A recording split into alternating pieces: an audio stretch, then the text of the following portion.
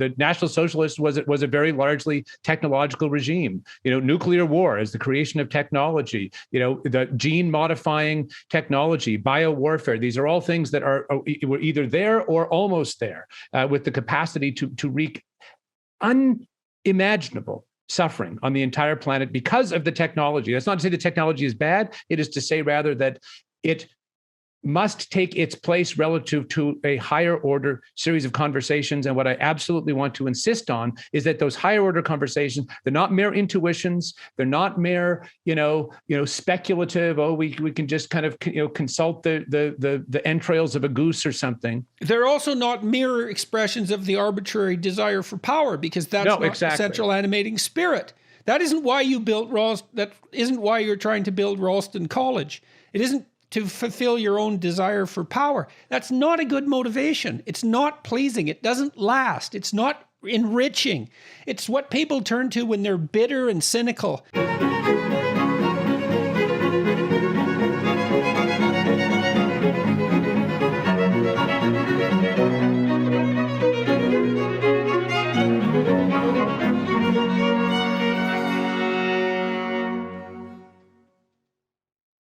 Hello, everyone. I'm pleased to have with me today Dr. Stephen Blackwood, who's the founding president of Ralston College, a newly founded university in Savannah, Georgia. Dr. Blackwood was one of the founders of St. George's Youth Net, an educational mentoring program for inner city youth in the North End district of Halifax, Nova Scotia, and was subsequently a teaching fellow in the foundation year program at the University of King's College, which is one of Canada's finest undergraduate institutions.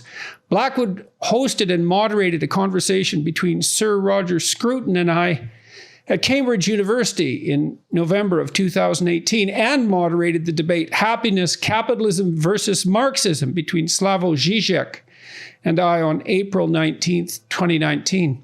Dr. Blackwood lectures and specializes in the history of philosophy, especially Boethius. He also hosts the Ralston College podcast, which has featured guests including Douglas Murray, the physicist Freeman Dyson, Andrew Doyle, the online satirist and author, and Theodore Dalrymple, who wrote Our Culture, What's Left of It, among many other books. Oxford University Press published his book, The Consolation of Boethius as Poetic Liturgy in 2015. Welcome, Dr. Blackwood. Stephen, it's really good to see you. Thanks for agreeing to talk to me today. Thanks for having me in, Jordan. It's great to see you again. I think the last time we actually saw each other, I believe, was during the debate with Slavoj Žižek. Is that correct? That is right. I think that is right. Yeah. So it's 2 years ago. So maybe I could ask you, first of all, about the inner city youth program in North End of Halifax. I don't know that story, so that might be a nice place to start. Well, I grew up in Eastern Canada, in a place that you would know, but perhaps not all of your listeners know, in Prince Edward Island, in a sort of pastoral, quiet, sleepy, very rural place on a small family farm. In a huge, well, comparatively by historic standards, by contemporary standards, rather, a huge family with 7 younger brothers and 2 younger sisters. My parents, a milk cow. I don't want to paint too idyllic a picture. Everyone knows family life and farm life is all kinds of ups and downs. But the point I'm trying to make is that I had a very kind of intensely wonderful and rich and very actively busy childhood, and it set me up in many respects for the discovery of philosophy when I went to college, and I had the immeasurable gift of meeting some teachers who just opened worlds to me. I mean, you know what a teacher can do and be, having had them yourself and having been one for so many people. And I really fell in love with trying to think deeply about, fundamental matters. And not that I was particularly good at it by any means, but just that it was eye-opening for me to see that things I had perhaps intuited in my childhood about the nature of things in some deep sense. We all have these intuitions, whether through nature or music or love or family life or whatever, that there were ways of thinking about those things. And I spent quite a long time with some wonderful teachers, particularly in the ancient Greek and Latin and then medieval tradition, thinking about things, and particularly about the nature of the human individual, what it is really, what its realization is. Anyway, I mention all that because when I came to the end of my master's degree, I'd gone straight through, doing a lot of, thinking work in a wonderful community, it needs to be said. I just, I had kind of, in a way, had my fill of ideas, and I had kind of tapped out. I'd gone as far as I could in the theoretical at that point, and I needed to re-engage in I wouldn't say the real world, but in the more, the world of activity and action. And I had a dear friend and mentor of mine named Gary Thorne, who was the priest at an inner city parish called St. George's Church in Halifax, Nova Scotia. And he had been, with others, including one of my sisters, had been working in the inner city, thinking about, which was, I should say, a very rough and highly dysfunctional place. North end of Halifax or was, and in some respects still is, not least because of a absolutely catastrophic civic decision. There was a place in Halifax called Africville, Black community that, though perhaps was not entirely up to contemporary standards in terms of technology and things, was a vibrant place. Duke Ellington had played there. It was a flourishing community. Anyway, the city wanted to build a new bridge, and part of the foundations of the bridge they wanted to put in Africville. So at least it's the story I've understood from my own reading about it. And they uprooted this entire very vibrant community out of the place that had been called Africville and resettled them in pretty dismal inner city housing in the North End. And that was not by any means, I think, the only factor, but a very significant moment in the devastation of a community. And when I was there in the late 90s into early 2000s, mid 90s to early 2000s, there were very many, pretty serious problems, from drug and alcohol abuse to prostitution, devastatedly broken families. And my friend Gary Thorne and others had been thinking about what modest, one doesn't think one can solve these really very serious problems, simply walk out and solve them. They're really hard. But what could the parish, that is, say, this community, do that might be meaningful? And so I was with a group of people involved in setting up a very small, this is a small community, but small youth mentoring and life skills program called St. George's Youth Net. And the idea was to be a kind of network that would help pick these children up when they fell, and to give them, well, our observation, Father Thorne's observation, had been over many years that if you wait until someone has already fallen through the cracks, it's in many respects, and this is a terrible thing to say, I know, but in many respects too late. It is very hard to reach people. Not that it's impossible. I believe in redemption. I believe in the whole possibility of things being turned around right down to the most, tiniest fibers of my being. But the point is that it is very, very hard to do that with someone who's 16 or 17 or 18, already fallen out of, dropped out of school, had a baby, whatever. So we thought about what we could do to expand the horizons of these children and youth of all ages, really, but starting with them as young as school age and working with them. And I won't go on at length about this, but what I learned was a couple of things that are still really, really with me today. The first is that the realization of the individual has to come down at a very fundamental level to the individual. Like no one else can live your life for you. No one else can kind of come in and just do it for you. That would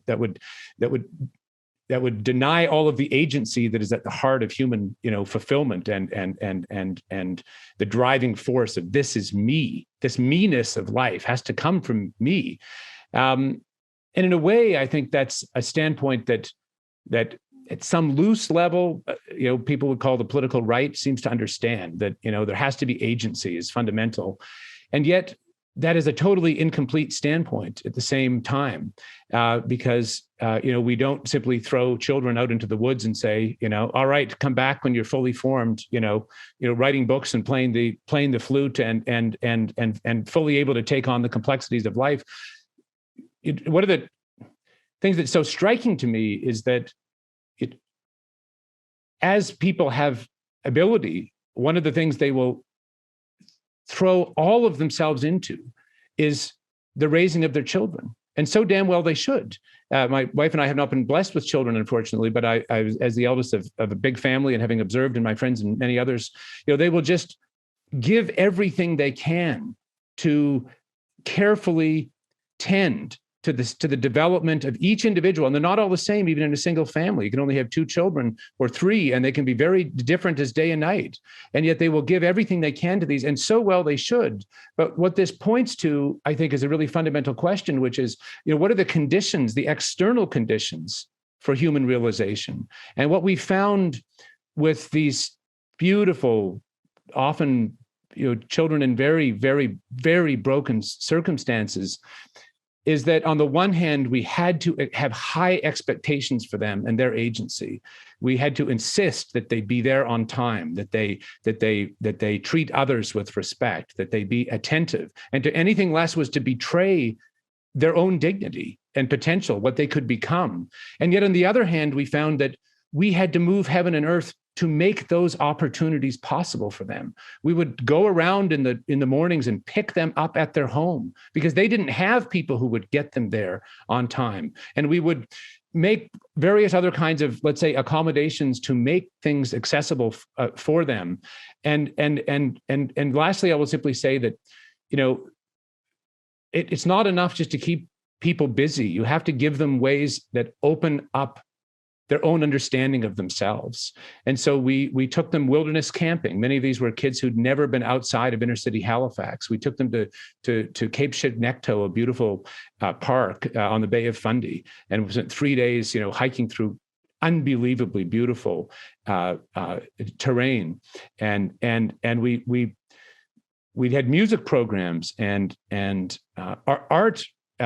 Fine art programs, and later on they were teaching them Latin after I left. And the point is that I don't overestimate what good we did for anyone, but insofar as we did any good for them, I think it was in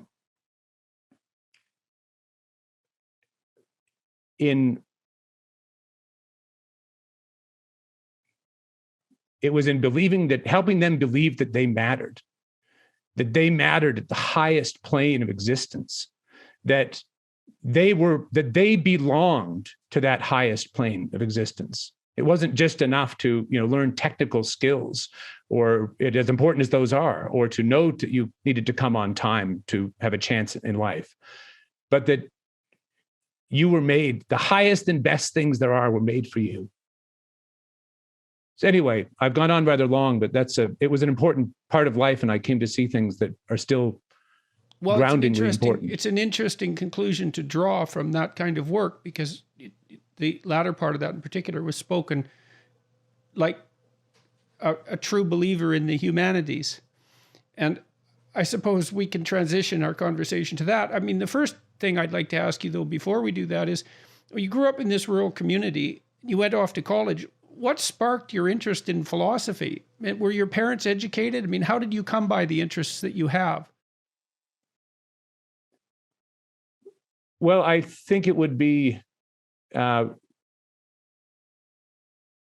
interesting when you think about childhood and what really is formative. You don't make a kid a philosopher by reading him Aristotle at 6.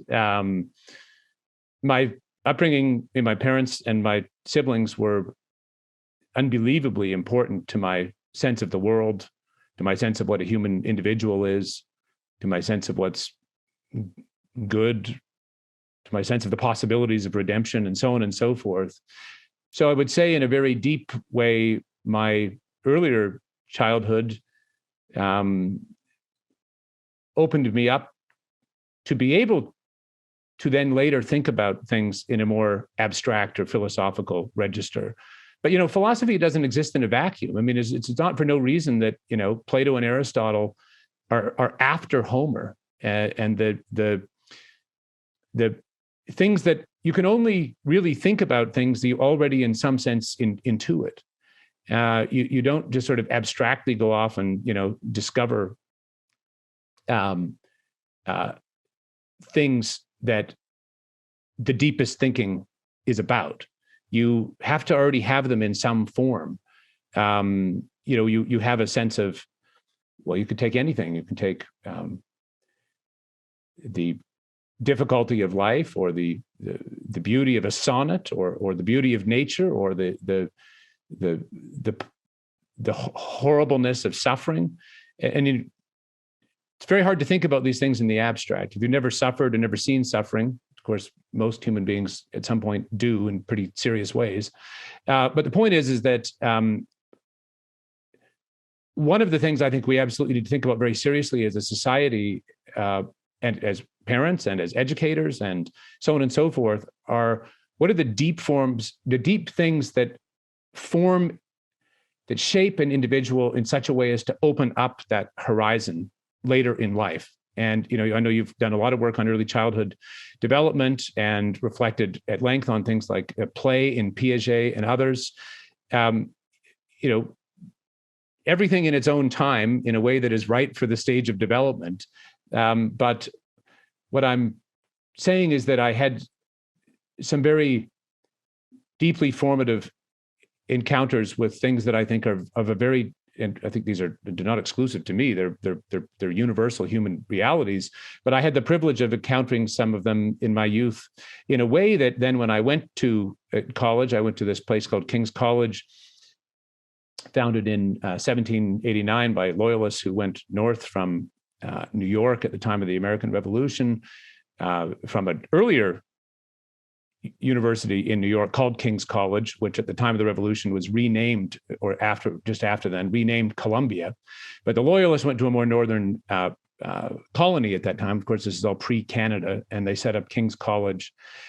And King's had been failing after it relocated to Halifax in the early 70s, and teachers of mine founded a program called the Foundation Year Program. And my son took that as well. Oh, that's right. Great program. So tell us about that. Well, it is really just a crash course introduction to principally the history of Western culture, not exclusively Western, but going back to in fact, to very, very back from Mesopotamia up through the ancient Greeks, the medievals, the Renaissance, the Age of Enlightenment, and the contemporary world. And you simply read and think and hear lectures about and discuss books. And that was a kind of introduction to those things. And then I realized that the teachers who'd set up that program were in the classics department at Dalhousie University, some magnificent teachers.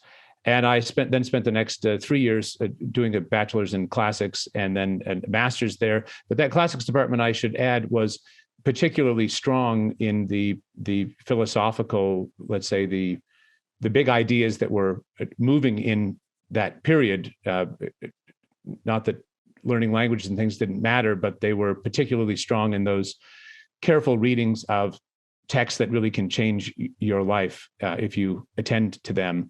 So I, in my early days of my undergraduate degree, I encountered people who were reading these texts and saying things about them that enabled me to understand the things that I had perhaps intuited when I was younger in a more self-conscious, rationally universal frame, which is, of course, what philosophy is. So I've been thinking, well, you've been talking about something that I've been writing about, and I've been working on this for a long time. So I'm a behavioral psychologist, and so behavioral psychologists are eminently practical. We tend to break things down to the smallest applicable unit of action, right? So if you're trying to help someone move somewhere better, well, you want to figure out what better is, but then you want to decompose that into actions that are likely to be undertaken, and those might be very, very small actions. And I've been thinking about the question of the meaning of life, and the first objection, I suppose, arose in my mind was an objection to the question itself, because there might not be a meaning in life. There are places where people derive meaning, and you can list them, and it's useful practically if people are thinking about how to organize their life, if they're unhappy and they want to know how things might be better. I mean, my observation, and obviously not only mine, is that people generally need to have a career or a job to keep the wolf from the door, but also to engage them productively with others, which is a primary source of meaning for conscientious people and for creative people alike. You need to pursue your education to flesh out your intellectual capacity. You have to take care of your health, physical and mental. You need an intimate relationship. You need a family. You need friends. You need intelligent use of your leisure time. You have to regulate your susceptibility to the temptations that might lead you astray, drugs and alcohol and perhaps pornography and those sorts of things. But then there is a core to all of that around which these more practical endeavors arrange themselves, and that's something like attention to the spiritual or the philosophical domain or the religious domain. I think you can, in some sense, put all those together, and that might be, well, it might be the attempt to answer explicitly, or at least to address the question of, well, what is all of that practical life in service of? And you said, for example, that when you were working with the inner city kids in Halifax, you were trying to help them realize that they were meant for the higher things and vice versa. And someone might ask, well, why bother with that when you can just bother with the skills? And it seems to me that the answer is something like, well, we all have to make decisions about how we're going to behave in life and how we're going to act ethically. And if you help people understand their relationship to what's ultimately noble, then you can help them fortify their resolution to do good in the world instead of to do harm. It seems to me to be, I mean, I think we're always deciding with every decision that we make whether we're going to do good or do harm by action or by inaction, and whether we should do good or harm or nothing at all, I think depends to some degree on who we think we are and what we're capable of. And it seems to me that the humanities, when they're properly taught, are the study of who we could be, each of us as individuals. And we need to know that, because otherwise we'll be much less than we are. And that's not a trivial problem. It's a cataclysmic problem. And I also think that people pine away in the absence of that. I mean, you sent some questions that we could cover, and one of them was, well, you said topics that might be relevant include our historic, cultural, spiritual, civilizational crisis. What is at its root? For example, their idea that there's no truth, but only power, and the vast longing/hunger of our moment. You said, I think the woke phenomenon is, at least in many cases, an index of that hunger, although it miserably fails to satisfy this intrinsically human desire for transcendent purpose. And so, to me, the universities are a key element in the conversation across the generations about just exactly what a human being is. And that's something that, it's not some abstract philosophical, it's not merely some abstract philosophical concern. It's the central issue that determines how you make all the decisions in your life. So I just think that's completely right. I'll say two things just quickly. The first is that my father's a medical doctor, and he worked in the ER for many years and had seen many people die. And he has remarked to me that no one on their deathbed looks back and says, "Gosh, I wish I'd spent more time at the office," or "I wish I'd." accumulated more riches, for myself. And so I really do think you're right to say that there is nothing more important than how we understand ourselves. I mean, human life can't be lived for some other end. I mean, you can do all kinds of things, for certain ends. I mean, you might work hard to get a qualification in order to get a job, in order to make money, in order to provide a home for your family. But at a certain point, it stops, and it stops. It's not for something else. It's for the lives of these people that I am living, my life, and for the lives of the people that I am seeking to live in relation to. Those are then not for something else. And so the point is that our self-understanding, I mean, you can regard this you can even look at this, I think, Jordan, from an evolutionary standpoint. I mean, human beings are evolved as creatures that are self-conscious. They are self-understanding. They have self-regard. And this is, you may think that all of the ways in which they regard themselves, or the things in relation to which they understand themselves, whether it's truth or beauty or purpose, you may say all those things are just, constructs of the will to power, which of course is what, the dominant nihilism would have us believe.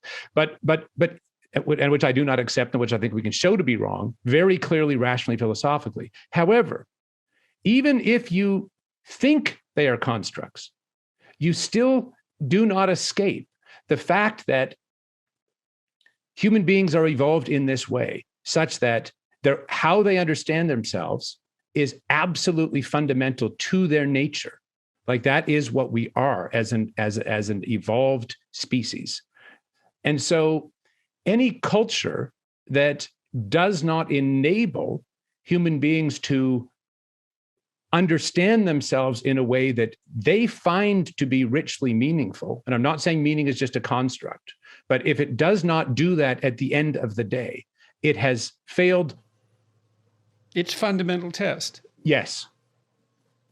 Yeah. Okay. So now let's go after this power idea, So you seem to agree with something that I've also concluded, that what's at the root of our current cultural malaise is this idea that human social institutions, and then also by implication, primary individual motivation, that human institutions are predicated on power. And so the more I've thought about that, the more wrong it seems to me to be. And I've also been thinking about truth and lies some more. And, there are those lies that you tell when you just skirt the truth a bit. So they're maybe the ones that are most easy to get away with, and often most effective, but not always, but often most effective because maybe they work the best. You take a truth and you bend it a little bit, and that's still a lie. But then there are statements that are antithetical to the truth. They're anti-truth lies. And I think that the idea that human social institutions, especially the functional social institutions of the West, that they're predicated on the drive to power, I think that's an anti-truth. So let's see if we can take that apart a little bit. I mean, the first question might be, well, what exactly is the definition of power? Who's making these claims, and what's the definition of power, and why are they making the claims? So let's start with who's making the claim that our social institutions are predicated on power. Well, it does seem to me to be a claim that comes pretty fundamentally out of the academy. I mean, one of my constant refrains is that the academy, the university that is upstream of absolutely everything else. Culture, policy, politics, art and architecture, family life, media, just go down on through the list. And I think that these narratives or frameworks are proceeding fundamentally out of certain forms of really 19th and 20th century philosophical critiques, many of which were important and even necessary and illuminating in their original form, but which have been made into very reductive, totalizing forms of seeing the world. And so is it reasonable, do you think, I've talked about postmodern neo-Marxism, and of course people who are critical of the way I think point out that, well, postmodernism hypothetically is predicated on the idea that all grand narratives are to be questioned, which you would assume would include the grand Marxist narrative, which presumes that the most appropriate way to view human history and human social institutions is by positing the existence of an oppressor class economically and a subordinate class economically, the bourgeoisie and the proletariat. And so that's the fundamental analytic lens through which Marxists approach the world, that those who have because they've taken from those who have not. And that the implication there is the fundamental animating principle of our social structures is exploitation for the benefit of the few. And then, of course, this is my view anyways, when Marxism became untenable ethically as an explicit philosophy in the late 1960s as a consequence of the revelation of the absolute catastrophe that the Maoists and the Stalinists had made of China and the Soviet Union, respectively, that postmodernism transformed Marxism into something that was more palatable on the surface, but that proclaimed that, well, it wasn't exactly economics that was exploitation that was at the root of things. It was just exploitation in general. It was the manifestation of the power drive, let's say, that keeps people who are in positions of power above the rest and who have at their disposal the means of compelling those people to do what they would not do otherwise against their will. That's an expression of power as well. I mean, do you think there's something, am I wrong in that formulation? I mean, I've tried to understand this. I'm not trying to be, what would you say, biased or blinkered about it. It's just that's the way it looks like that to me. I mean, people like Derrida and Foucault, they were Marxists to begin with. And so isn't it the case that the notion that our social relations are structured as a consequence of the expression of arbitrary power, isn't that merely a transformation of that initial Marxist presumption? Or am I barking up the wrong tree here?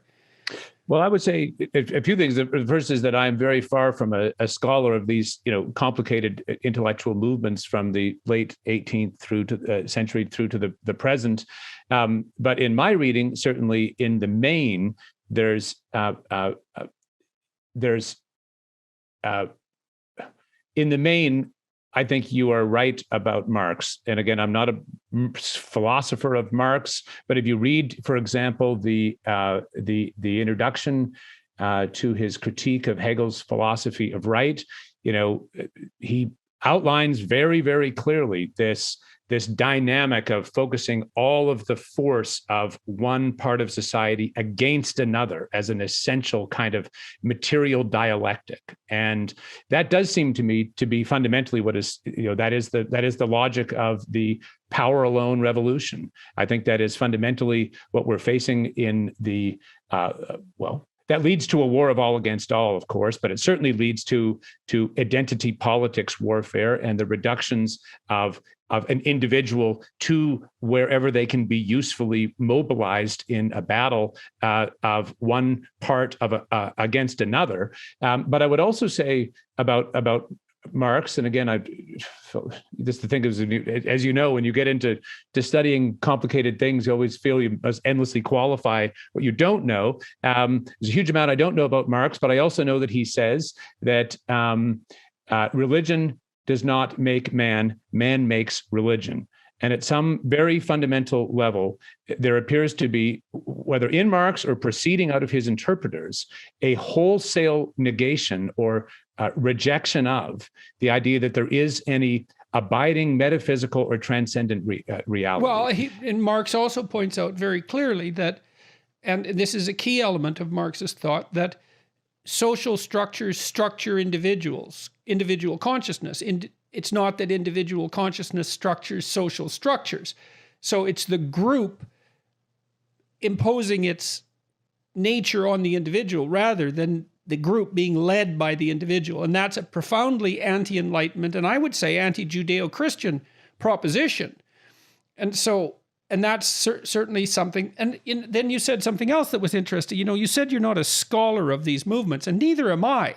And that's actually a problem, right? Because we're trying to address this appearance of a culture war that seems to be manifesting itself first in the universities and then everywhere else. And it's an amorphous thing. It's hard to get a grip on, and it's easy to be wrong, but we're forced to contend with it regardless and to sketch out its outlines. And I've been trying to do that as fairly as I possibly can. I mean, part of this proposition seems to be the insistence, the radical insistence that the Enlightenment insistence on the individual as the primary unit of analysis is to be discarded in favor of a group-centered analysis. And that the only reason that individual, the idea of the transcendent individual, manifest itself was because it served the interests of those who have arbitrary power to maintain it. Although the logical connection there isn't clear, because it isn't obvious to me how it served the particular power interests of that group and how it wouldn't serve the power interests of other groups equally as well. It seems to be a fundamental flaw in the logic. But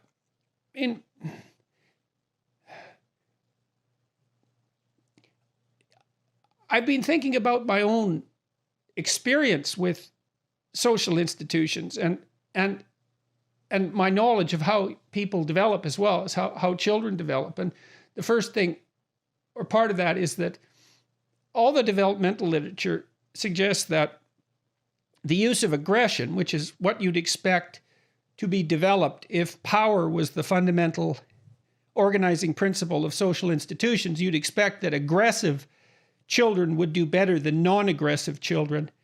And you'd expect that children would be socialized by their superordinates, their adults, their teachers, their parents, to manifest aggression in the service of power. And that doesn't seem to be the case developmentally. The children who preferentially use aggression, self-centered aggression in particular, tend to be alienated and unhappy and in a dismal minority and friendless, and then they don't do well in life at all. And the developmental course is from more aggression at the very early stages of life to less aggression as adulthood inculcates itself. And so we actually become more civilized as we become more integrated in our social institutions rather than less. And so why do you think and then I think about my relationships I think about two things. People I have admired who've been successful in social institutions, and then my experience as an apprentice, let's say, within social institutions. And first of all, the people I admire and who've been successful are not by any stretch of the imagination notable for their manipulation of arbitrary power. Quite the contrary, the people that I've met who are particularly admirable have done everything they possibly can in their positions of authority and competence to open the door to advancement to people around them, to facilitate their cooperation, to work with them genuinely in a manner that increases the probability that both of them will succeed. And they've also taken extreme pleasure in the development of their subordinates, so to speak. And then I thought, well, how is it that our culture has got so bloody warped that we don't notice that, you talked about the importance of family in your upbringing, and you speak of your family with great affection. I mean, why don't we believe that the central patriarchal spirit is properly constituted as benevolent father rather than as tyrannical, power-mad, exploiter? Because I don't see that people who are tyrannical, power-mad exploiters actually do that well in our social institutions. And it also seems to me that it's a primary pleasure to open the door to people who have ability but less opportunity. Like it's a fundamental motivational pleasure for that to occur. And I think it's integrally related with the pleasure that people take in fatherhood. Yeah, and I think that's completely right. And I think it needs to be said, well, a couple of things. The first is that this rich view of the individual as really mattering, as being connected intrinsically to to reality itself. Face en face de Dieu is one phrase that the French give us. Face to face with God. But you see this in the ancient Greeks. You see this all throughout you see this developing in all sorts of ways throughout the institutions and philosophical, artistic movements of Western culture. I'm not saying not in other cultures, just that this is the tradition I know and to some level a scholar of. But the point I want to make twofold. First, that these ideas of the individual way predate the Enlightenment, and in many respects, the Enlightenment itself is, though responsible for many of our clarifications around these things, has also left us with many problems that we're, I think, going to have to face, or we're finished, really, fundamentally. But the second thing I want to say is that it's not that thinking about power is not important. I mean, there are very few things in the entire record of human beings thinking about what it means to be a human being, which is essentially what the humanities are, right? I mean, it's just the record of other people thinking about human experience throughout time, whether it's art or philosophy or theology or logic or architecture. I mean, these are the record of the ways in which people have grappled with what the human being is. That's all the humanities are, fundamentally. But at the heart of that, and there are few things more that occupy more bandwidth in that whole long arc of reflection than how one restrains the individual's own solipsism. It's the individual's own will to power, the individual's own, closed loop of the self against everything else, which it turns out, in this rich tradition of reflection, is an extremely bad thing for the individual to do, because it alienates. Because that it's short-sighted, and it actually runs See, this is the problem with positing that the drive to power is the central animating principle, and to make a fundamental critique that might be expressed in such terms as systemic racism, let's say. I mean, that the drive to power and deceit, perhaps in the service of power, is best viewed as an aberration to the central tendency. A powerful aberration, and certainly the source of all the fundamental corruption of the central tendency, but it's not to be confused with the central tendency itself, which is more like properly construed, and I think that this is perhaps the central message of the Old Testament, properly construed as something like a benevolent father. I mean, the Greeks had their metaphysical reality too. I spoke with an author this week and a professor of classics at Boston University. The author is Brian Marescu, who wrote a book called The Immortality Key, and he was talking about the Eleusinian mysteries and the saturation of Greek culture in this underlying metaphysical religious reality that was manifested in the Eleusinian mysteries and in the Dionysian tradition as well. We talked a little bit about the transformation of the Dionysian into the Christian as a consequence of the union of Greek society and Jewish society. Out of that comes Christianity and this new conception of man as akin to divinity in some sense, or a recreation of that idea. I'm fumbling for words here, but I'm trying to get a picture of the central animating spirit, because what we're pushing out of the universities is the idea that we're fundamentally motivated by group-centered tyranny. And I don't believe that to be the case. I don't think that that's what good people are motivated by. And I don't think that bad people are particularly successful in our social institutions. I think that's an unbelievably cynical and dangerous way of looking at history. And it's also a way of looking at history that demolishes your own motivation, because if the central animating tendency of our social institutions is the expression of tyrannical power, then that's the defining characteristic of your own ambition. But if your own ambition is to develop yourself as a noble being who has a broad purview and who finds fundamental pleasure in serving the higher good, well, that's a whole different story. And the story is the critical thing here. And that's what the universities are supposed to be transmitting, is that central story. And if we're wrong about this, we're going to tear things down. Yeah. Well, I think don't think we need to say we're going to. I think in many respects we have already. Now, you were going to critique the Enlightenment. Well, I think we have already very deeply deconstructed many of the forms of life and culture that actually mediate the individual's agency and deeper realization. And we were saying a minute ago that if you look at things simply from the standpoint of power and you analyze individuals by that, I mean, the paradox is that if you tend only to your own power, you are a disaster. You are a disaster as a human being. You are a disaster in relation to others. You end up wildly unhappy and unfulfilled. I mean, that is simply a fact. It's the path downward. In every level. It's not like you can be an individually successful psychopath exploiting everyone and end up hedonically advantaged without suffering. That isn't how it works. I've never seen that happen.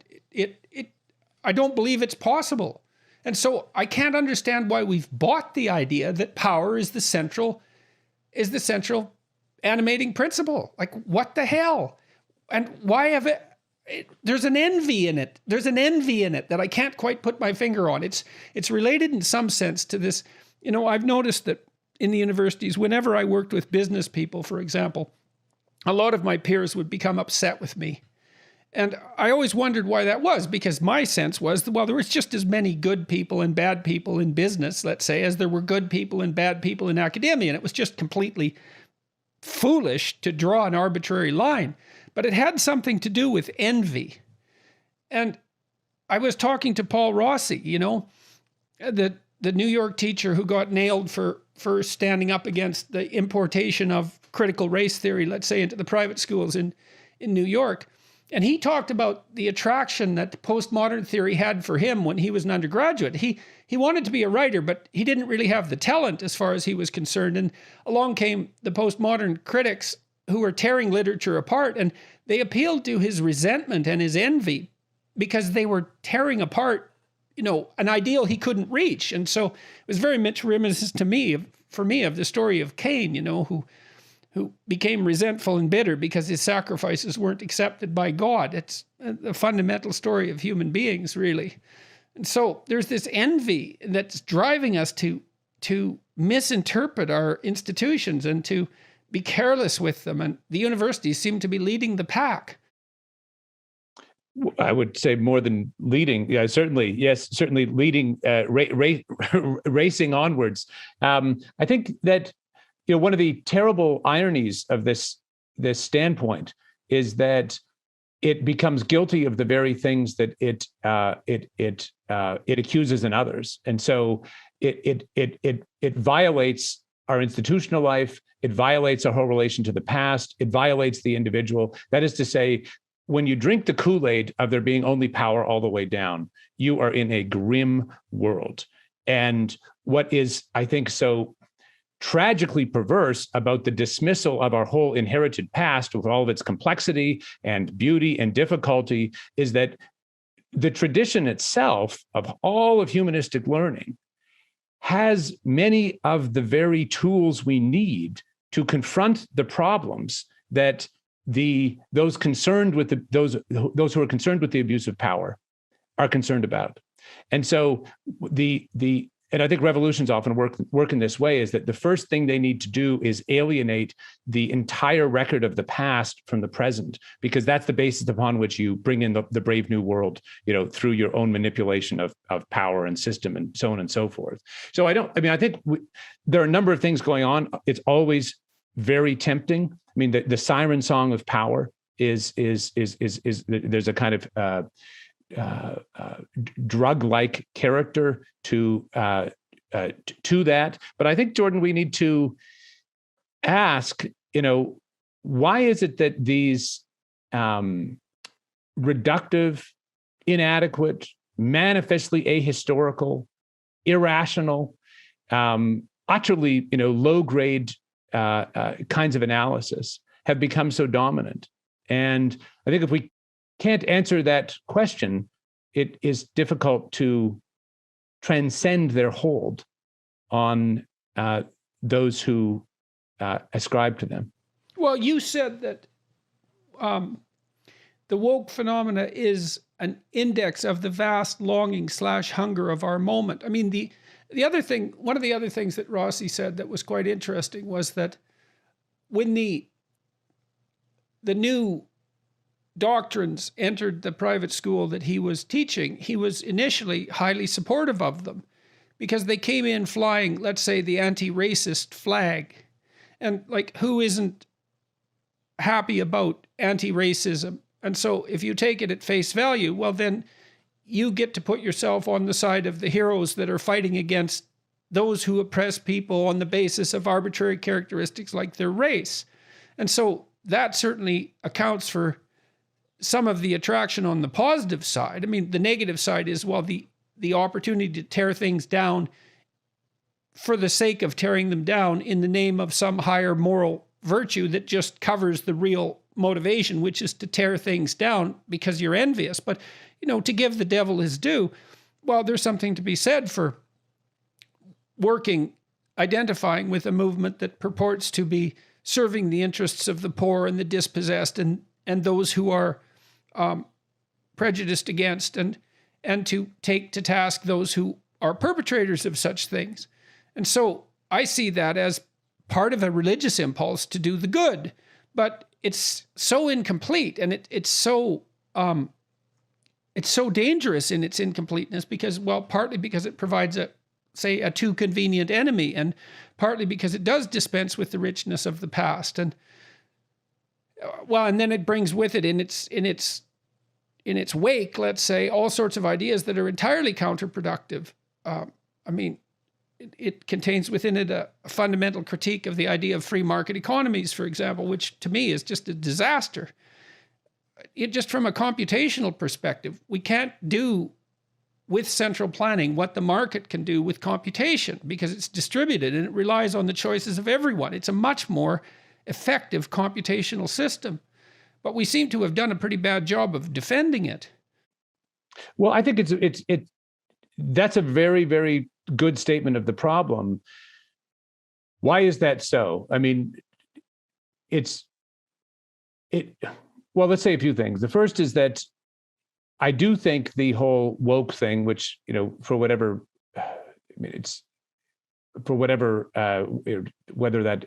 what that word even means is, I think, is a good question to dig into fairly carefully. But I think it is an index of a search for meaning in a deep sense, at least for many. Of course, there are many people who just cynically take things up. They know it's a power move. It's a power political move. They know what they're doing full well. It's wrong. It's reductive. It destroys people's lives. We know that's what's at work. There are always people who will do this. But in a much larger sense, I don't think that's an adequate analysis. I think that at a larger level, it is an index for a search for meaning. And we, I think, need to remember Aristotle's fundamental insight into the human psyche, which is that, you know, one is only ever moved by some kind of a perceived good. That's why for Dante, you know, you go down to the bottom of hell, which is just an allegory for him about this life, not a vision of the afterlife. You know, things are frozen. There's no movement at all because the good of intellect, or even any perceived good, however limitedly or obscurely perceived, is gone. It's just frozen. And so whenever there's any action at all, it's because there's some kind of a perceived good at work, even if that is completely misperceived. I'm saying it's a perceived good. We never do anything at all. You don't go up to make yourself a sandwich or go get the mail or say hello to anyone without some kind of a perceived good. So the second thing I would say is that I think we need to think of times when there is a significant, therefore, we need to think about times when there is a significant amount of momentum behind something. It could be National Socialism in the 20s and 30s in Germany. It could be the movement to Scottish independence in our own day. It could be the so-called woke movement, Black Lives Matter, whatever lens we want to look at this from. We need to really honestly ask ourselves the question: what is moving in this? And I think it's clearly the case that from what I understand about the formation of the complicated historical movements that led to the Second World War, that there was in Germany, at least I would be very surprised to learn this is not the case, a vulnerability to and an ideological standpoint that gave a defining collective purpose. And that seems to me to indicate a lack of that not being done in a better way. You could say the same thing, I suspect, about Scottish independence. Is it really that Scottish independence, or is it that? Well, if you were in Canada, in Quebec, and you were a lapsed Catholic, a French lapsed Catholic, you were 4 times as likely to be a separatist during the separatist, uprising, say in the 1980s and 1990s in Canada, or 1960s through the 1990s. The Gallup poll indicated that, and so. Quebec was the last place in Western Europe, in some sense, that, so to speak, where Catholicism dissolved. And that didn't happen until the late 1950s. And it was instantly replaced by a radical nationalism, which really, I watched it from the outside. I was in Quebec for much of that. It was impenetrable. You could see that it was a displaced religious doctrine. The state had taken the place of Christ. That's the simplest way of putting it. Well, that's a great historical example. I think that at a minimum, what many people perceive in these sort of so-called woke movements is at least some incipient or inchoate vision of justice, that, the least of these among us matters. The different among us matters. Now, of course, I think that the standpoint that is through which these things are viewed is completely tragic and unfulfillable, unable to fulfill the very ends that it seeks to bring about. But the conservatives and free market lovers and all these people very often lament the fact. They say, why is it that this, we call it the left, call it whatever you want, seems to beat us on the moral argument every time, despite the fact that we know that our systems and the ideas that we espouse historically have been shown to be superior to the very values that the so-called left is beating us at. And I think that this does raise the fact that I've been reading Tupi's wonderful coffee table book. I know you had a wonderful conversation with him recently about how much better everything is getting in absolute terms. Yeah, in absolute terms. And this is a wonderful. It's a very important book. These are wonderful achievements. We should all rejoice and absolutely face them and be glad for them and the things that they will make possible. But it is also very interesting to note what is not in Tupi. There's no talk about beauty. There's no talk about architecture. There's no talk about cultural achievement. There's no talk about, let's put it this way, there is no talk about many of the things that are most fundamental to the meaning in human life. And that's not to degrade or denigrate the achievements that are being spoken about there, but it is rather to say that if your metric for human flourishing is, do we have enough to eat, and are we not getting rained on? And you go through these lists of kind of fundamentally material things, all of which are fundamentally important, and not only because they're material, because there's also a spiritual dimension to those things for human beings. But the point I'm making is that you see the same thing in Steven Pinker's work, like the blank slate. I hope I've got this right, because I've read a couple of Pinker's books. But one of the things, so he thinks very much like Tupi thinks, and he wrote the Better Angels of Our Nature, if I remember correctly, as well, showing that human aggression has decreased substantially over the last number of centuries. But all of the qualities of humanity that you describe are they're parsed off near the end of the book into a single chapter, as if they're just secondary side effects of some more profound rationality, let's say. And it's the rationality that's concentrating on material well-being. And I don't have anything against material well-being and the elimination of privation, but there is, and it's interesting that you make that comment about Tupi's work, is that the spiritual dimension, it's like the list of what should be attended to have a meaningful life that I listed at the beginning of our talk. At the end, I capped that off with some attention to be paid for the spiritual or moral or religious element of life to bring everything together. And that narrow focus on material well-being, necessary though it is, does seem to lack there's something in it that's missing, that's absolutely fundamental, that if it's missing, undermines the whole project, or appears to. Well, I think the bottom line is that there is no deep human realization for any individual outside of understanding her or himself in relation to higher order principles, truths, realities. I mean, that's what human beings are. So that is not to denigrate the necessity of improvement in all these areas that Tupy so brilliantly chronicles. I don't portray myself as somehow anti-Tupy. I'm a huge fan of this. I'm a huge fan of the inclusive institutions that they describe as necessary to human flourishing. But I think it needs to be said that in the most developed places, so-called developed places of the world, skepticism about those inclusive institutions is higher than anywhere else, or at least arguably so. I think it needs to be said that there's nothing in the book about the very disturbing trends of rising suicide, of rising of dopamine addiction, of porn addiction in young men, of course, especially. These are, and I think it needs to be said that many of these things that appear to be a very fundamental malaise of contemporary life are also related to technology. And one of the paradoxes I think that I love to ask you about, Jordan, relative to your own work on the individual and human individual realization, is that if on the one hand, human beings are becoming increasingly liberated from, the demands of material necessity. I mean, the amount of time it took they bring up brilliantly to create light, for example, was an immense amount of work, or create to save up enough calories to make it through a winter. All of these, just the bone grindingly hard aspect of human existence for millennia.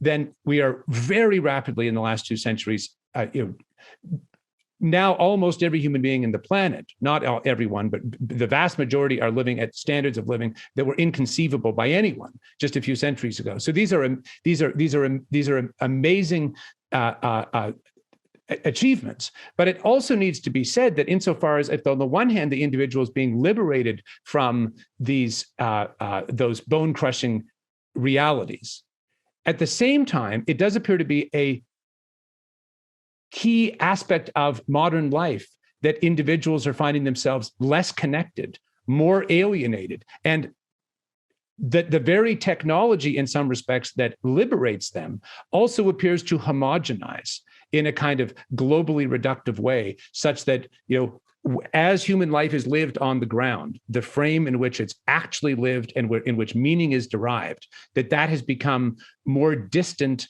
harder to access, and that we have far fewer of the tools we might have once had to make sense of that all-important sphere.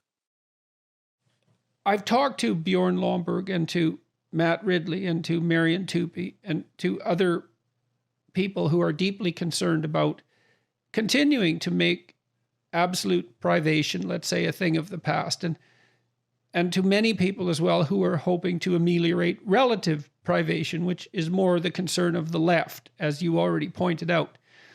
And all of these people are also aware, and Stephen Fry, for that matter. Stephen has allied himself to some degree with the four horsemen of the atheist world and is a dramatist, and so understands, at least in his bones, the necessity of this underlying poetic, dramatic, religious, humanistic matrix out of which rationality has emerged and in which rationality must remain embedded. I mean, what it looks like to me is that, and I see this dawning realization among people like Richard Dawkins as well, at least by proxy, talking to people who know him and watching what's happened to him with the humanists, for example, who attacked him, is that this insistence on pure rationality and pure Enlightenment rationality doesn't address the fundamental religious impulse. And the hope was, among the four horsemen of the atheist world, let's say, that once we dispensed with this irrational superstition, we'd all become materialist rationalists, of the intellectual caliber of Steven Pinker. But that isn't what's happening. I don't believe that can be the case. What happens instead is that all sorts of things that religion should be separated from, the higher life, the spiritual life, the religious life, all of that falls down a level or two, and pure politics becomes contaminated with the religious impulse.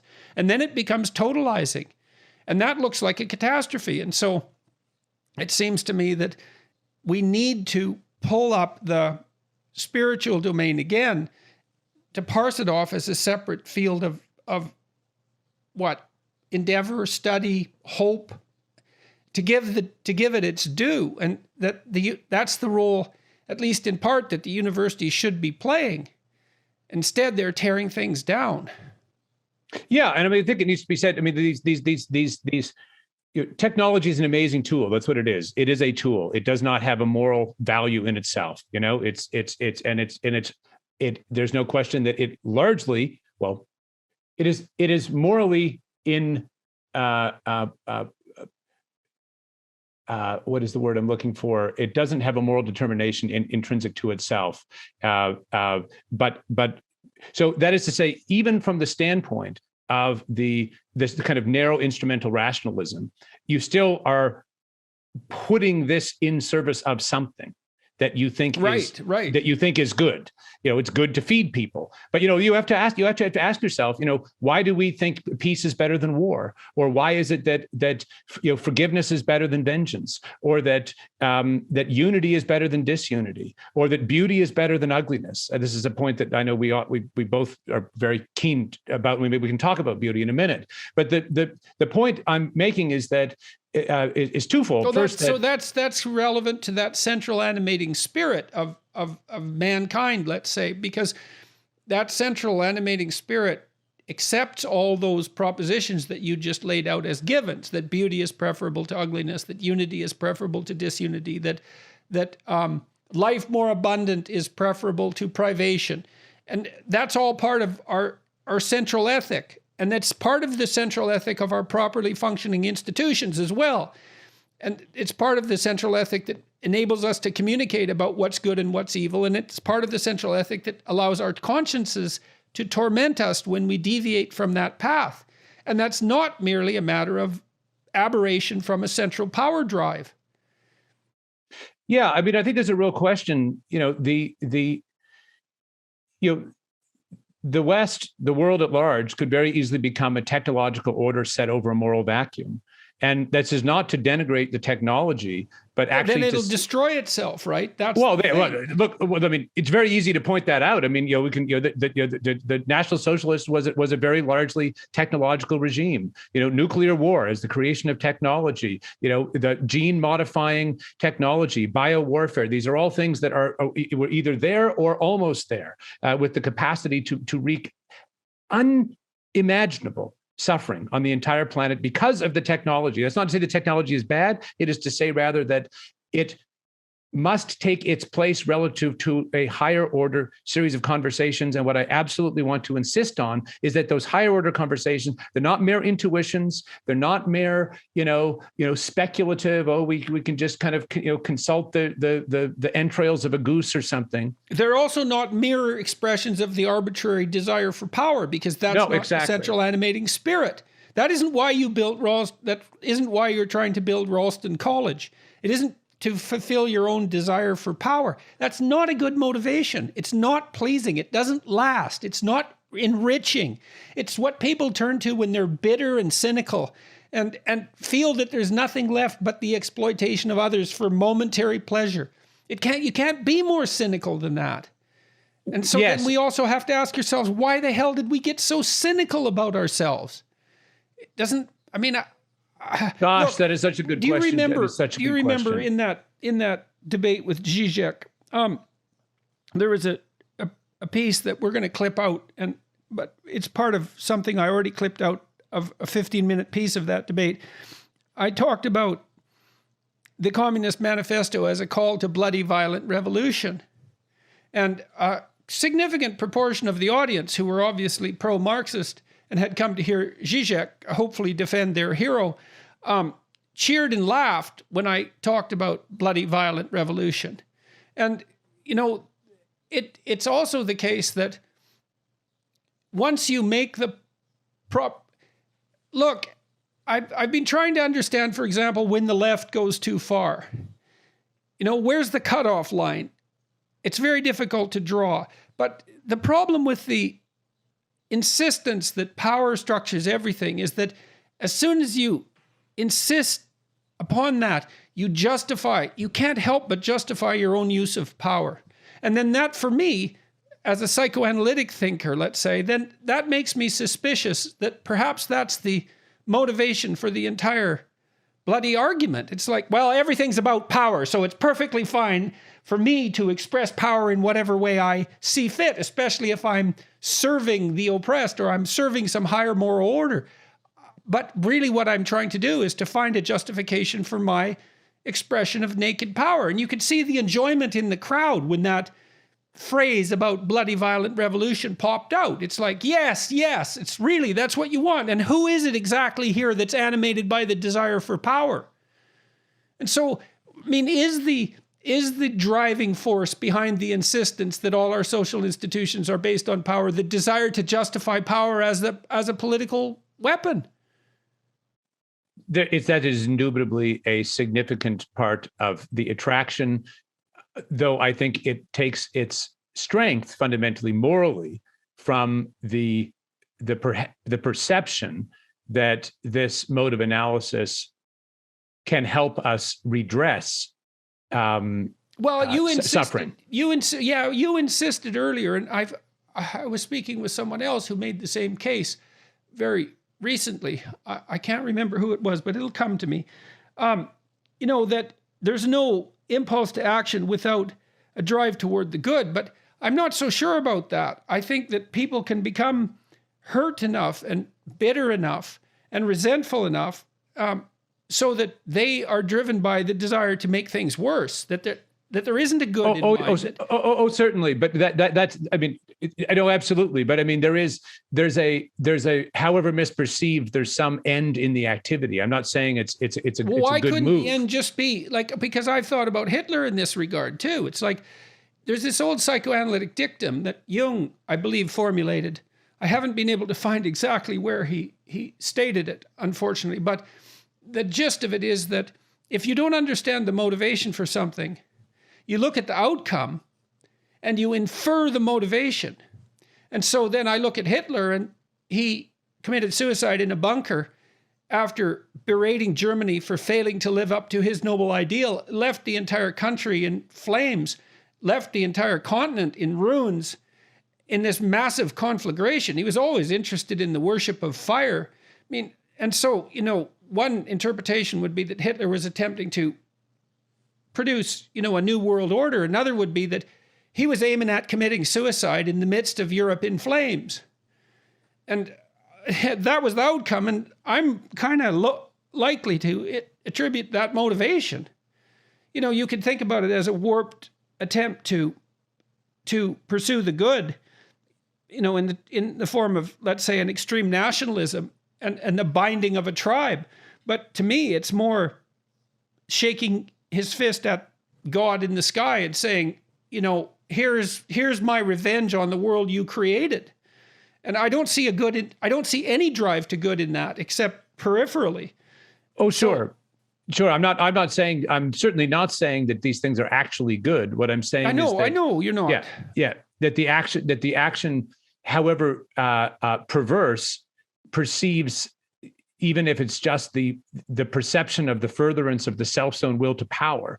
What I'm saying is it's moved by a perception of an end, and that end may be completely cataclysmic. And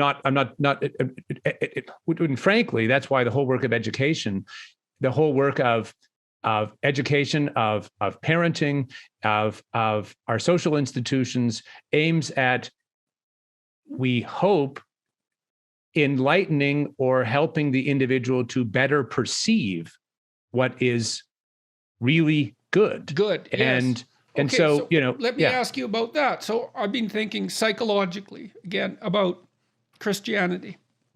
And I know that Christianity is an extension of other metaphysical forms of thought, but that predated. But it looked to me like, and some of those were derived from Mesopotamia, and some of them were derived from Greece, and some of them were derived from Judaism and other sources.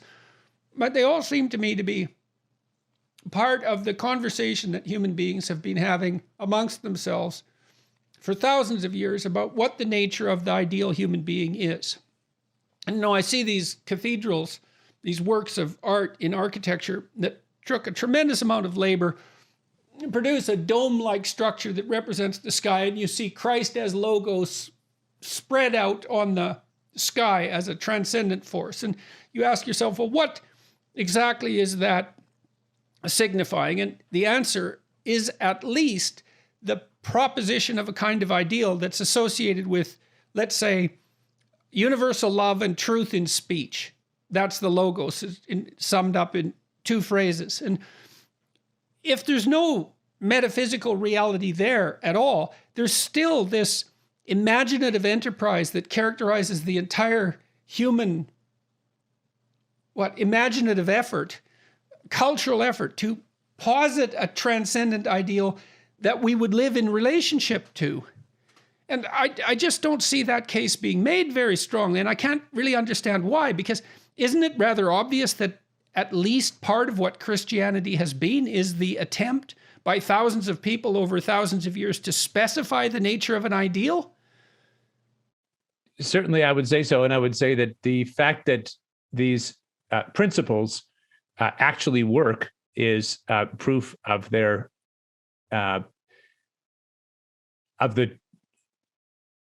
proof of there being true accounts of what the nature of the real is.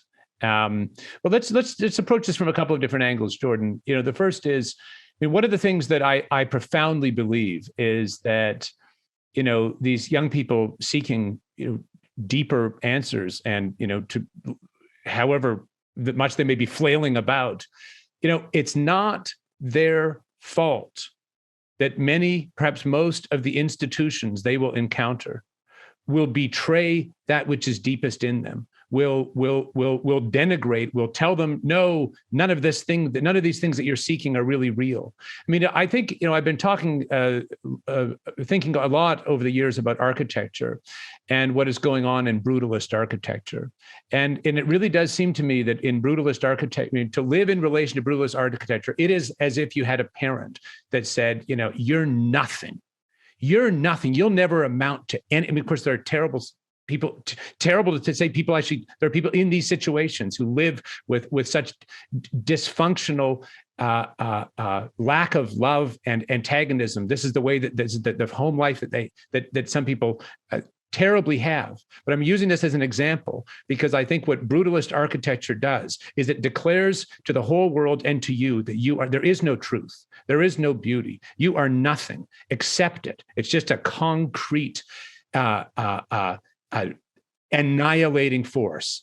And you see this culture of repudiation. Here in not here, you're in Canada, I'm in the States, in Savannah now, but the Chateau Laurier, I think I misspoke recently, called it the Frontenac, which is in Quebec, but in Ottawa, the Chateau Laurier, there's been a desire to expand this sort of beautiful sort of neo-Gothic building. And it went through 6 rounds of approval to finally to make a set of plans that would meet the local architectural or review board, whatever it was. And I thought, well, it can't be that bad. It's gone through that. And this structure is abhorrent. It looks like a cross between a Verizon server farm and an American penitentiary. It is just it is a declaration that there is no higher order. In all. Edinburgh, they're tearing all those out. Edinburgh is an unbelievably beautiful city. The whole central mile of it, square mile essentially, is a UNESCO World Heritage Site, and it's marred by random placements of 1970s brutalist architecture, and they're just horrible. It's complete lack of regard for the architectural context, and they're all being torn out and replaced, thank God. So, this architectural idea, so back to the cathedral, what's really interesting about a cathedral with, let's say, Christ as Pantocrator on the ceiling is spread against the ceiling, is that it's not the state that's portrayed up there, right? It's not a map of the country. It's not even a map of the world. It's not a geographical locale or a political institution. It's the transcendent individual. And it's just not obvious to me. It seems obvious to me that that's correct. And that if it isn't the transcendent individual, then it becomes the state. And as soon as the transcendent becomes the state, then we have a catastrophe. And I don't see any difference between the insistence that our identity is predicated on our group membership. I don't see any real difference between that and the insistence that we're just handmaidens of the state. It's a totalitarian insistence. And I think part of that too is maybe, I learned from Jung that as soon as you posit an ideal, you also specify a judge. And the higher the ideal, the more severe the judgment because of your distance from the ideal. And so part of what we're seeing too might be a rebellion against the awful requirements of that ideal. But that doesn't justify the rebellion. Because if it's really the ideal, then if you don't act it out, you fail to act it out at your peril. And then we need to have a serious conversation about the metaphysical, about the practical implications of the idea of this ideal. I mean, if we've had this conversation about the transcendent individual as the ideal against which we should all be judged and to which we should strive to emulate, is there any relationship between that ideal and the structure of reality itself? Because that's the $100 question, so to speak. We have a human ideal, and you could say merely psychologically, maybe even merely biologically, that's something we originated, that's part of our biological nature, that's expressed in this ideal, and it's nothing more than that. But you could also say, well, perhaps it is something more than that. Perhaps it's reflective of the structure of being itself. I mean, it depends on our position in the cosmos. We are self-conscious. We are that which reflects being itself, or perhaps even makes it possible. It's not that obvious what our role is. It might not be so trivial, despite our mortality. Well, I would say that not only it is as you say, but we can know it to be as you say. I mean, this is what the whole history, in some sense, of literature and philosophy and theology is about. And I want to insist on this. It is a rational grappling with these questions, realities, and indeed truths. I'm going to come back to something in a minute, but just on this topic, one way into this is to reflect on the fact that reality is not zero sum. That, of course, we know this economically. You were talking, Jordan, a minute ago about free, the voluntary exchange of regulated, that is to say, a contractually governed marketplace. That in this exchange, it's not zero sum. We all end up over time better. But you also see this naturally in the evolution of the diversity of species, of languages, of cultures. You've written beautifully about play as orienting the child in relation to a deepening reciprocity with others. We know this in terms of knowledge. I mean, how can it be that in a conversation I can be wrong and be shown to be wrong, and that be a net gain for me? I mean, the whole point of free dialogue is that we can learn in our not knowing, that the conversation is not zero sum, that even we know this in terms of forgiveness, that even our betrayals of beautiful things can become deepening engagements with what we have betrayed, if we have the humility to see it. And so then, I think, that leads one to, you can go back, you can go at the level of subatomic particles in physics. I had the pleasure of talking with Freeman Dyson before he died. And, Dyson will say very clearly that against the determinists, some of the rational optimists are pretty religiously determinist in their worldview, and they want to marshal modern science as saying that their determinism is what science teaches. But that, Dyson, who was a subatomic physicist at the highest level, expressly said the opposite. He said that the electron, essentially he says that the electron is free, that consciousness is not an epiphenomenon, that at the very most detailed level of subatomic particles, things are not determinist. And the reason I want to go all the way down to that level is because you can go down to the lowest level of resolution, then you can back up to the higher level and see that there is a zero-sum nature to what is real. And then you have to ask yourself, is it good to live in relation to what is true, or should I live in a delusion? And we say, well, it's better to live in relation to what's true than to live in relation to a delusion. And then you say, well, what would it mean then for me to live in relation to this positive sum, this essential reciprocity, which I think is really what the Christian view of the Trinity is about, this essential reciprocity, which is the bedrock of all reality. What would it mean to live in relation to that? What would it mean to remember that? And, one can approach that in any number of different ways, but certainly that is what prayer is. That is what all spiritual exercises are. That's what perhaps walking in nature can be. That's what any kind of meditative activity, intellectual or physical, is a recollecting of the self in the deepest way to what is most real. And I know you've written, for example, about gratitude, and I love your words about gratitude because it's an inversion of the burden. It's not that it all comes down to us, but actually just the opposite, that we place ourselves in the hands of the eternal reciprocity that gathers us up and puts us back together. And I think that this, frankly, is a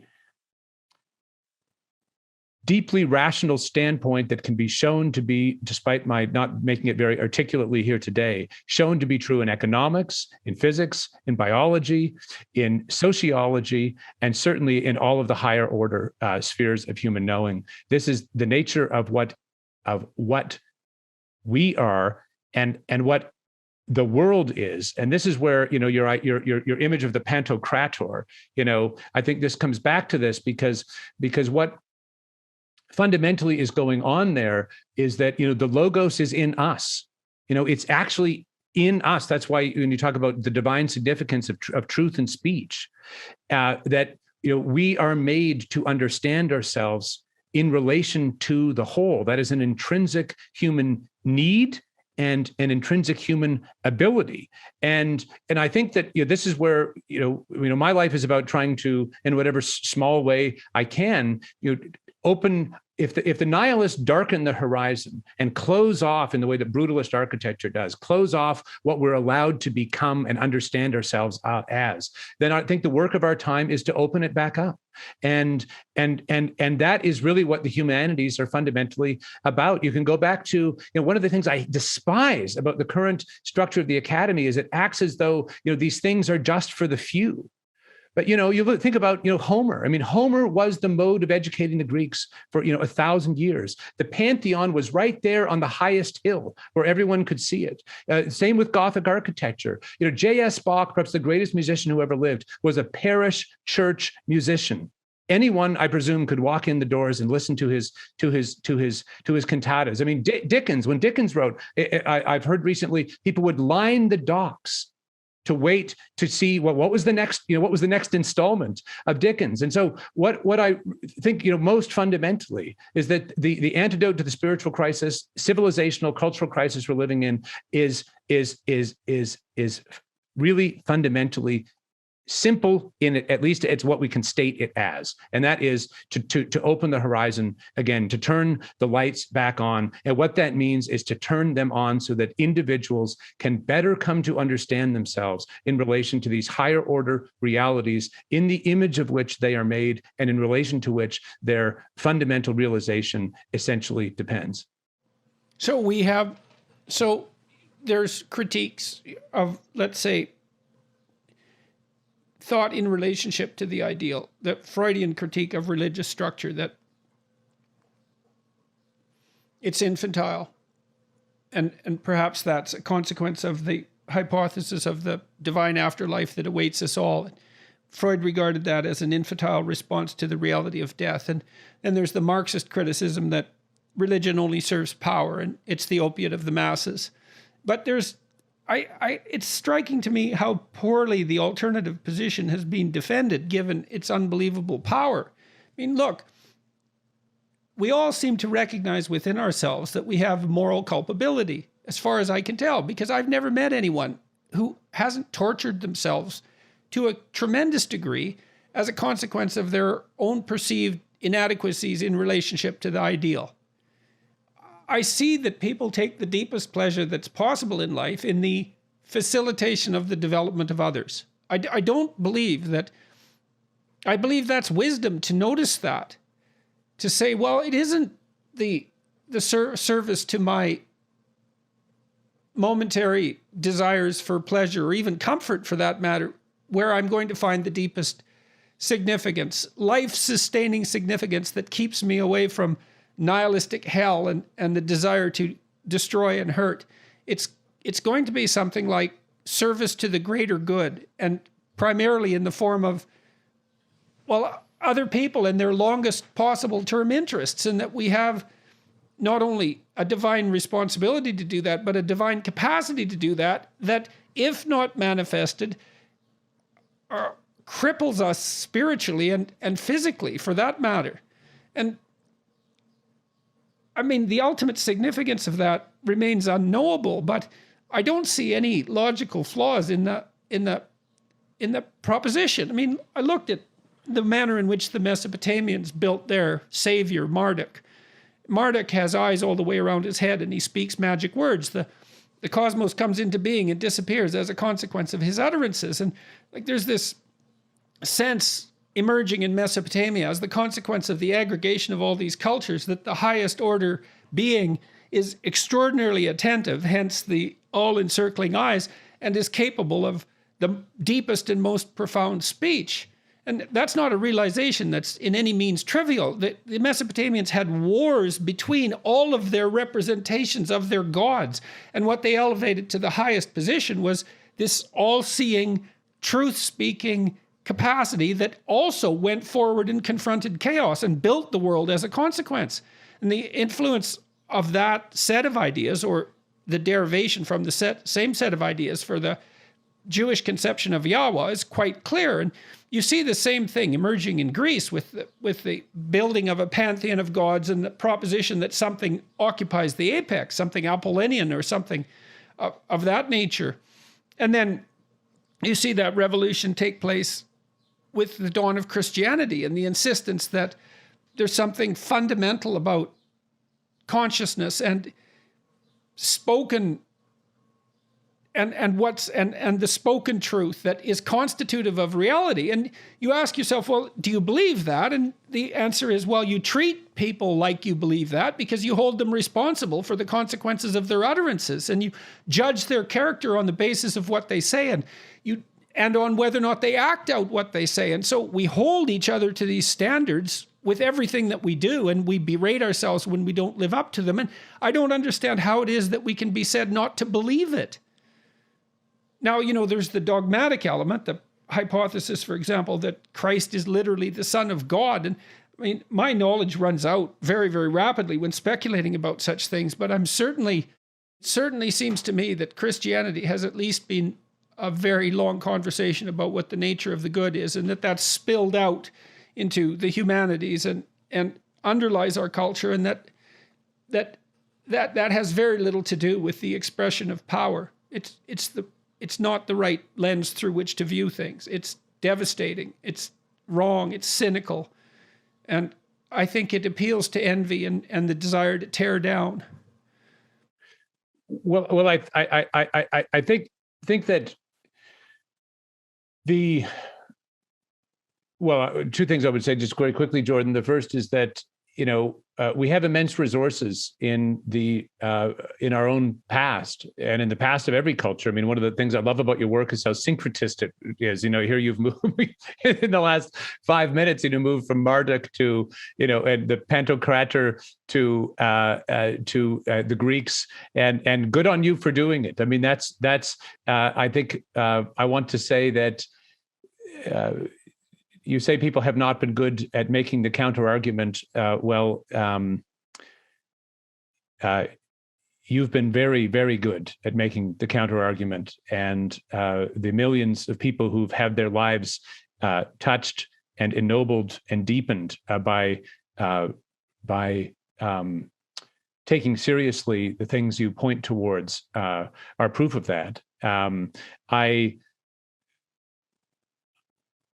think relative to our spiritual, cultural crisis, we should not pretend that we don't have resources. I mean, it's as if the situation is if you were to give young people the challenge of building something beautiful, and if you were to say, well, you're absolutely not allowed to look at or have any knowledge of any previous building, well, the results are not going to be very good. But as soon as you say, and you can go back to Palladio and Vitruvius and look at all these models and discover all of the things that they give you, I mean, the results will be amazing.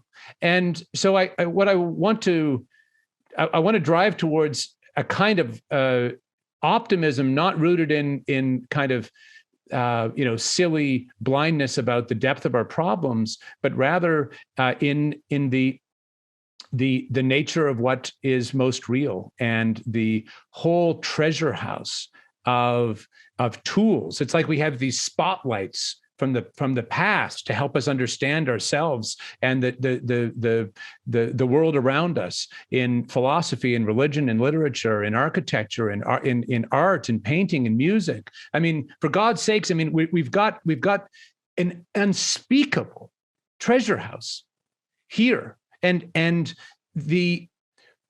may be that as we dig into that, we see that we uncover ourselves more and understand ourselves more adequately. I want to one example. For example, I think one thing that I live in a very beautiful city in historic Savannah, and I live on the edge of a just absolutely stunning civic space park called Forsyth Park. I hope you can come and see it someday. There's a beautiful fountain in the middle of it, and it has these oak trees, these live oaks that were planted by people long dead now. These oaks of 1 to 2 to even 300 years old. And I not infrequently see young couples coming to stand in front of one of the biggest oak inside the park proper to get married. They stand there with the justice of the peace and exchange simple vows. And I think we have to ask ourselves, what in the hell is going on there? And it seems to me, very beautiful, and in a way very simple. It's that they wish that their vows, they're aspiring to be to each other in some way as the oak tree, as able to live up to the love that they are called to. And they want to instantiate that by that's why they return to the garden and the tree in the center. Yes. And act out Adam and Eve. Yes. Reborn. Yes. But there's a related point I would make, and that is that we are not starting fatherless in the regeneration. I mean, I absolutely know. I'm the president of Ralston College. If the father's nothing but a tyrant. Yes. Well, that's the thing. We can't. Yes. We got to stop thinking that way. The father isn't a tyrant. Yes. This is what's so sad. I mean, I've been in enough cities with you to have been very touched at the people coming up to you, and I know you almost invariably get emotional when you discuss what it means to you to have people come and thank you for your work. What I am so struck by in those experiences and in the people who come increasingly to us at Ralston College is, we had a young man drive all the way from Utah without telling us in the hope of just meeting someone here. Had someone move to Savannah, a former military young man, without telling us. And the question is, what is going on there? These young people who turn to us are not animated by the culture wars, fundamentally. They are already seeking out higher order realities. They want to give themselves to rebuilding things in a beautiful and fundamental way. And I think we need to remember. We must absolutely not buy the line that the revolutionaries want to force down our throats, which is that, the whole past is wicked and terrible, and there's nothing of value there at all. Because once we do that, we have cut ourselves off from the very sources of the regeneration. It's not that we return to the past. You can't return to the past. But it's like my image of trying to build beautiful buildings without any access to anything that's ever been built before. And so what I really think is a big problem is, and this is in so-called conservatism, is I think, deeply fraught with this problem, is that we subordinate ourselves to the current narratives, to the idea that there is no truth but only power, to the evisceration of our institutional life, rather than take a contradistinctively positive standpoint, which, if I can say to you, this is what I think fundamentally is at work in your work, is opening up a way for individuals to more deeply understand themselves and the world around them, in transformatively beautiful and difficult ways. Why do you stress architecture? That seems to have a particular meaning for you. Well, for me, it's for a couple of reasons, but fundamentally, I choose architecture as the example because I think it's the most visible. It's the most visible representation of what the ideas are, and I think the ideas behind nihilism. You see in university campuses, like at the University of Toronto, one side of it is cathedral, and the other side is brutalist factory. And it's like the university has transformed itself from cathedral of knowledge to brutalist factory of classroom inculcation. And that's maybe not even so much reflected in the architecture as led by the architecture. Yes, it's not that I think architecture is alone enough. I choose it really alone for two reasons. The first is that I think it's the clearest way into what the worldview is. I mean, I'm a philosopher. We can talk about nihilism and the negation of higher order goods and what those goods are. But that's not the language that most immediately rings with people. But if you show them a brutalist building, they get it. That's where those ideas lead. Whereas when you look at the great cathedrals or even just a well-balanced, simple town hall, I mean, my ancestors, like I was born in Alberta and grew up there until I was 8 years old, as you did in Alberta. And my Ukrainian ancestors, I mean, they lived in very, very humble homes. Many of them lived in essentially dirt shacks until they could build the next generation the next year, and they were extremely simple homes. And you can see recreations of these elementary forms of architecture, but they are beautiful. I mean, the idea that somehow beauty is a rarefied thing that only those who are wealthy have access to, and that's just completely wrong. One of the most beautiful buildings I ever saw was a day laborer's cottage from the 17th century in the Netherlands. And so the point I'm making is that architecture matters both because it's a symbol of what the closing down of the horizon is, and conversely, a symbol of what opening up of the horizon looks like. I mean, if you live in a place with a beautiful building, that building becomes a means of understanding yourself.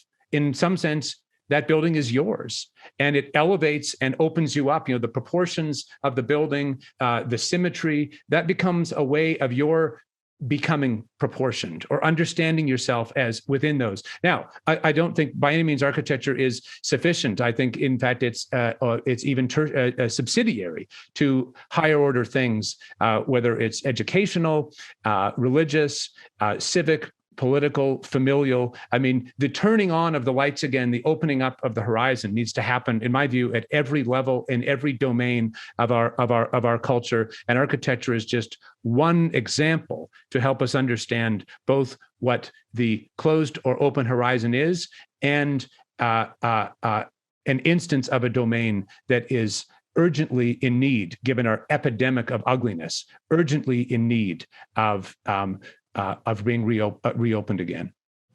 What's your vision for Ralston College, architecturally speaking?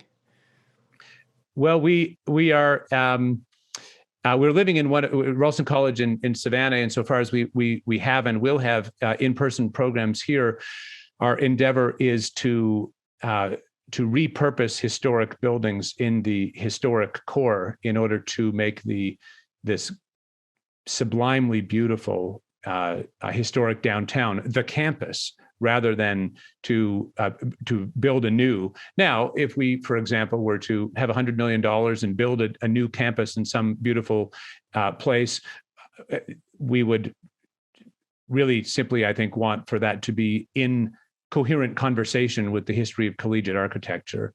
But as I say, fundamentally, we chose Savannah actually because it is a sublimely beautiful place, and because the natural and architectural beauty, we think, is a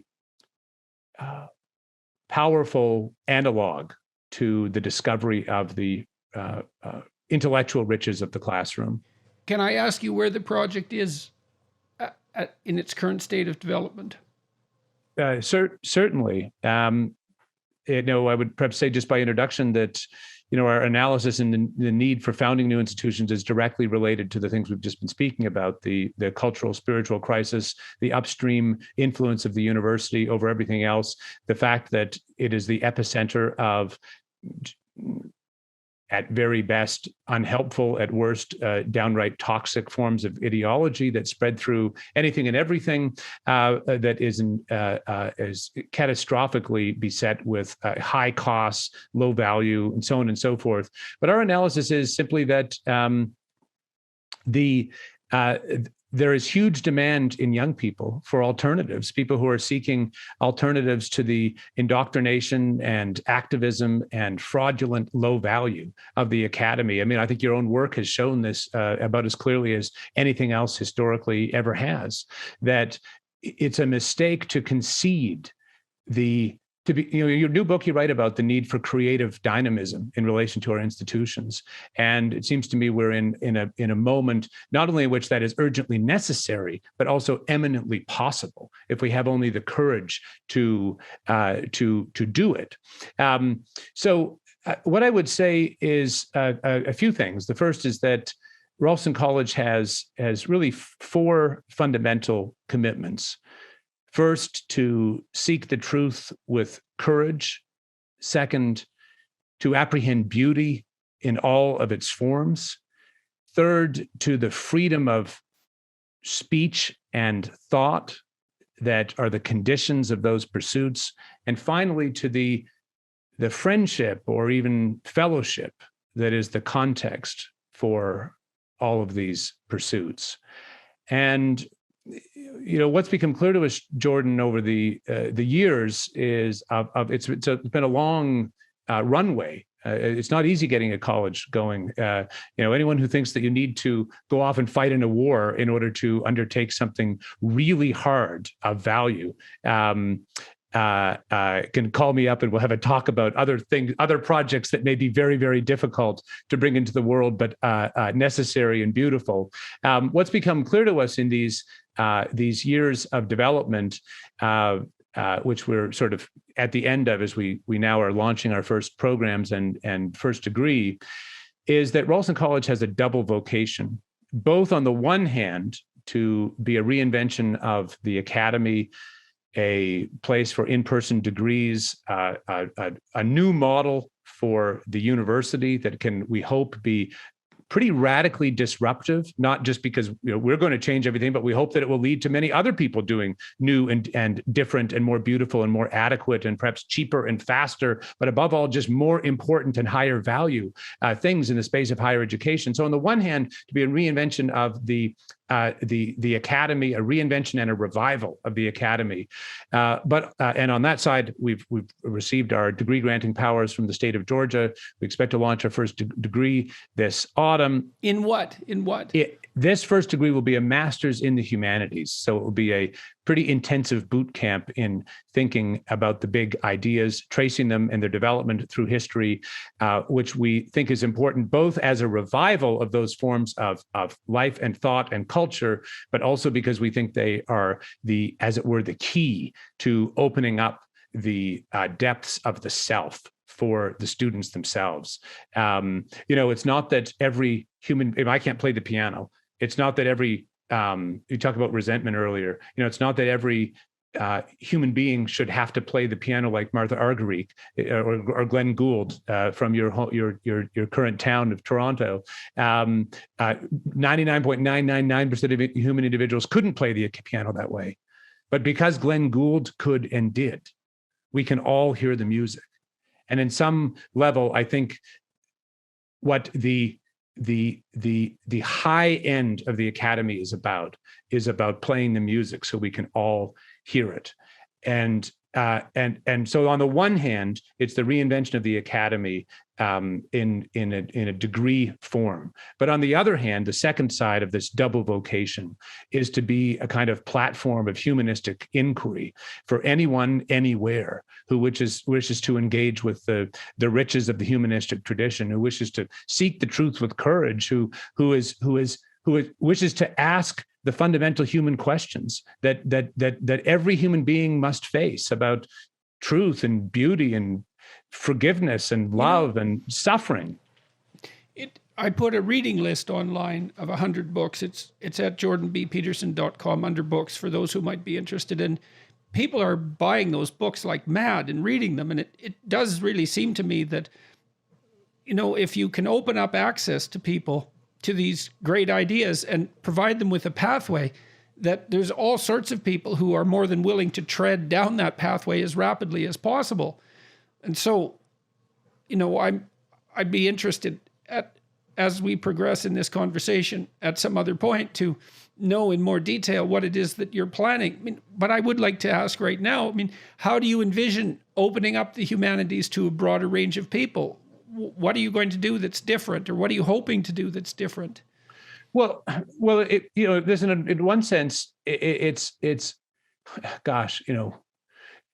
we have to confront the fact that the universities have, in many respects, I'm not a catastrophist. And there are many wonderful people teaching in many, institutions around the world. It's not like it's just all bad all the time everywhere. But I think, and I clarify things because I don't want to be perceived as a catastrophist. While I say that, the universities have, by and large, fundamentally forgotten, if not betrayed, their fundamental value proposition. Well, what's happened to enrollment in the humanities over the last 20 years? My understanding is that it's plummeted. Yes, of course, it's dropping from everything I read. But I think we can look at this at a higher level of resolution, or a higher level of, if we zoom out a bit, I think we can say that when people, the average person anywhere in the world, when they are looking to make sense of their lives, whether it's suffering or loss or cancer or joy or sorrow or whatever, that the place they do not look for answers to those questions is to the university, by and large. And I think this tells us we're living in a historic moment in which the institutions that are meant to have those questions at their heart are no longer tending to them in any fundamentally visible way. And so do you think that's true of the church as well? Definitely. Again, with exceptions here and there and so forth, but I think at least in my experience, I can't speak for other religious traditions. I think that in many respects, not as a catastrophist, but in many respects, the various denominations of the Christian religion have lost their way in a way that is similar to the humanities having lost their way. And what I want to, just really insist upon is that, of course, Jordan, that there are certain kinds of intellectual activity or intellectual domains, let's say, string theory, or the highest and hardest questions in philosophy that are not fundamentally very easily accessible to anyone unless they have gone through years of apprenticeship to be able to encounter those questions. However, the vast amount of humanistic inquiry, of art and music and literature and architecture and so on and so forth throughout virtually every humanistic domain are not only accessible to, but are made for the enjoyment and illumination of human beings everywhere and anywhere. And I had a very moving experience with someone who's quite close to me in my extended family, who never really finished high school and who is very intelligent person. I hasten to add, not that intelligence should be any kind of marker of value as a human being. It is not. But we were in London, and my wife and I were suggesting we should go to Shakespeare's Globe and spend some, go watch a Shakespearean play. And this person in my extended family who's very, very dear to me, was quite insecure about going. And she really sort of said, no, I won't understand anything. I'll go off and, walk around, and you all go and enjoy, Shakespeare's. Her view was Shakespeare's not for me. But we insisted, and she came along, and it was a play I had never seen before. And here I had my, PhD and whatever. And by the intermission, I am not exaggerating to say she knew far more about what was happening in the play than I did.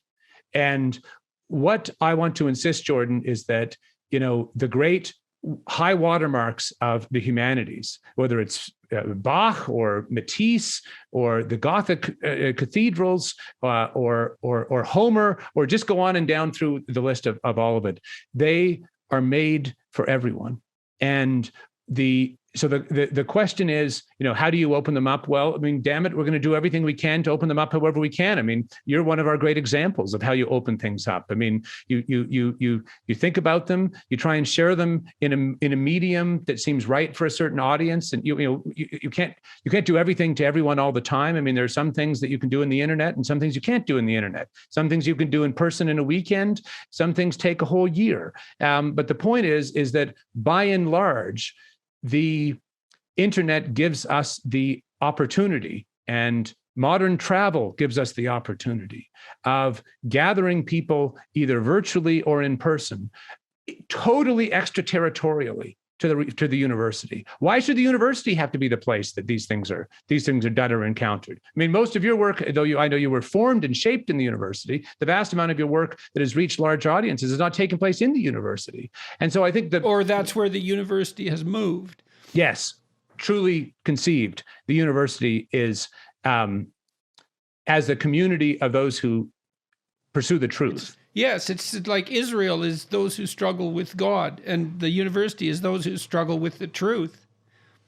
Yes, exactly. So, I would say that we think that there is enormous opportunity. We have a partnership now with a global online learning platform called FutureLearn, which grew out of the Open University in the United Kingdom with, I think it's 15 million users in 200 countries.